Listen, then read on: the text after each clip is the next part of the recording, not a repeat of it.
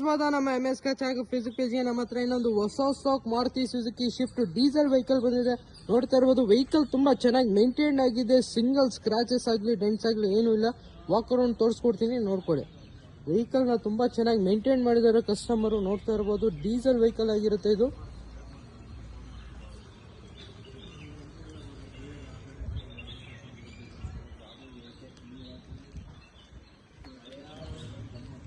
Engine condition ಆಗಲಿ ಎಲ್ಲ ತುಂಬ ಚೆನ್ನಾಗಿ ಮೇಂಟೈನ್ಡ್ ಆಗಿದೆ. ಟೈರ್ ಪ್ರೊಫೈಲ್ ಕೂಡ ನೋಡ್ತಾ ಇರ್ಬೋದು, up to 60 to 70% tyre profile ಇದೆ.